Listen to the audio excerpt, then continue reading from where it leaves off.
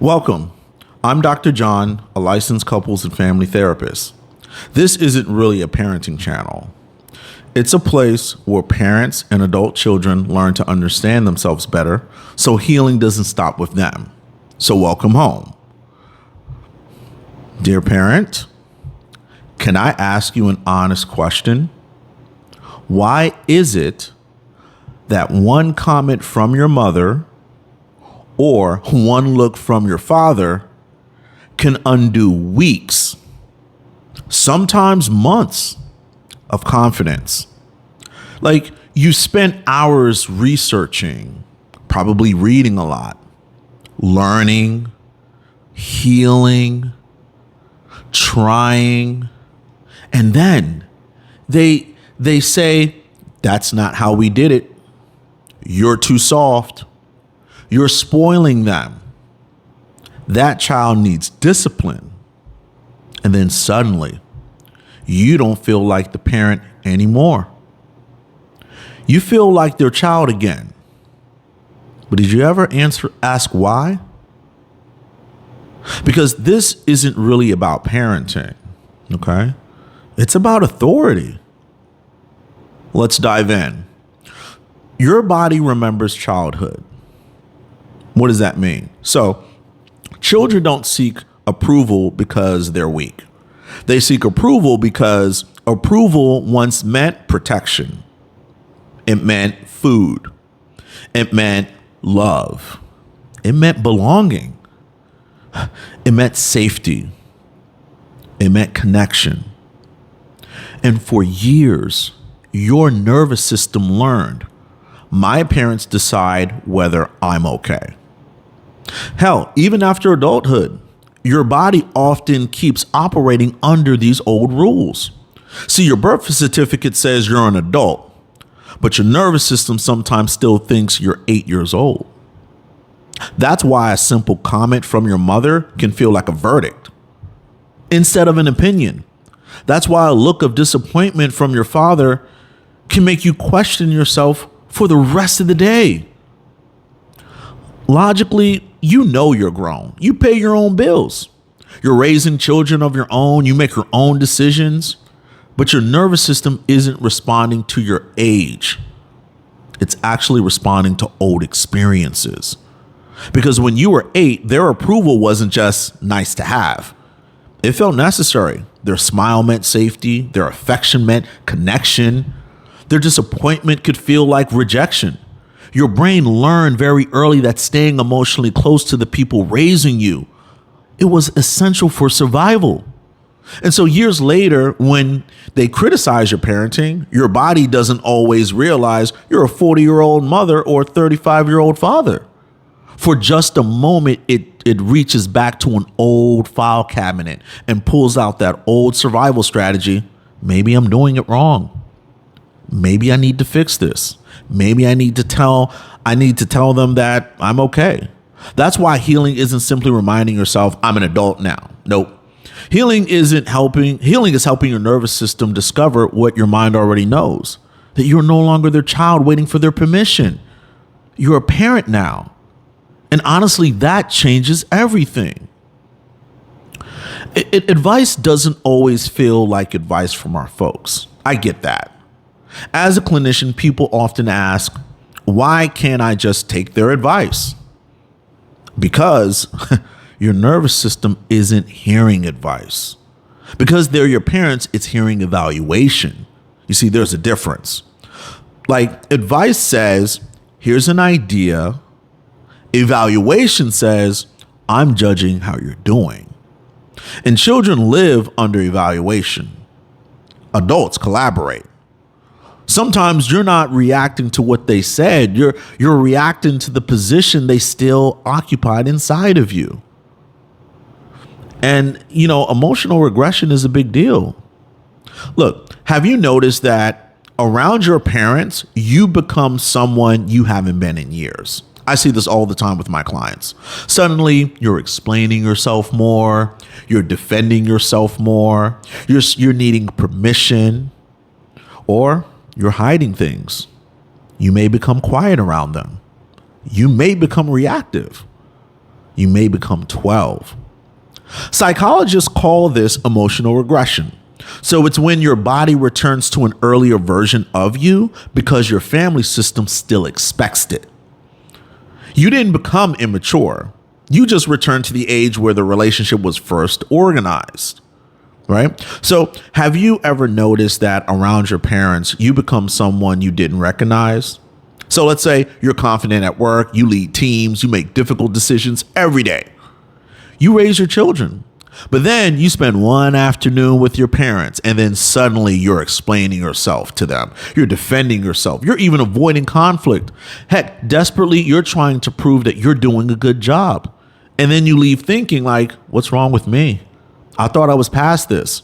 Dear parent, there's nothing wrong with you. You didn't become immature in the moment.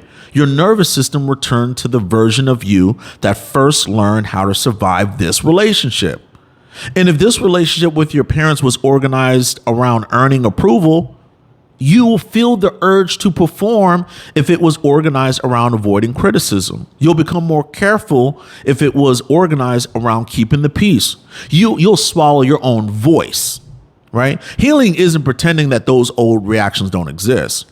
It's recognizing that the child who learned those strategies helped you survive. But the adult in you now, you've become something different that's allowing you to live a different life. You see, becoming your child's parent, nobody prepares you for the fact that becoming a parent changes your relationships with your own parents. That is true. Because if you think about it now, there's another child depending on you. And now, dear parent, you have to decide whose voice leads. Is it your parents or is it yours? And I know that's terrifying. It is, because many of us were taught that disagreeing with our parents was the same as disrespecting them. You've heard that before, right? But disagreement isn't dishonor. Adulthood requires differentiation. Honor doesn't require surrendering your judgment. See, you can appreciate who raised you without asking them to raise your children. Come on now. You see, what if they're actually right? Okay, sometimes our parents are right.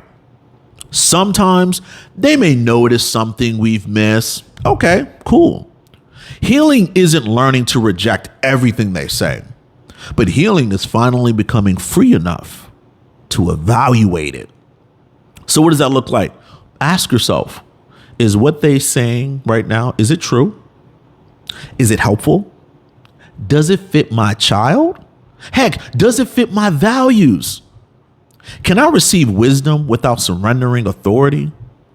See, healing doesn't mean becoming impossible to correct. Nope.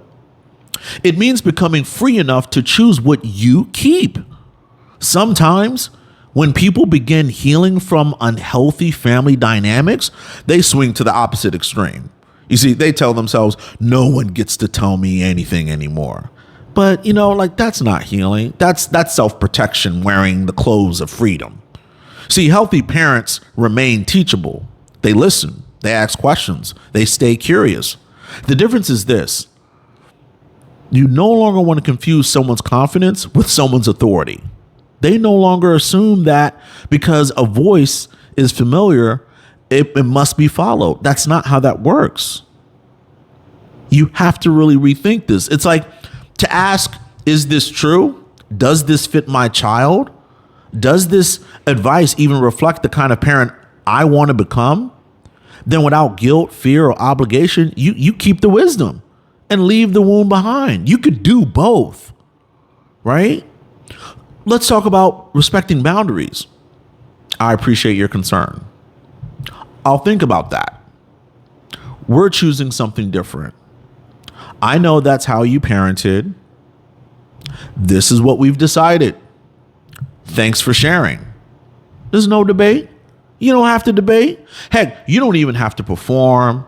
I don't want y'all out here convincing. Boundaries aren't speeches. They are your decisions. You see the difference? They are your decisions. Always remember that. And so, dear parent, Your children don't need grandparents who agree with every decision you make. They need parents who trust themselves enough to lead.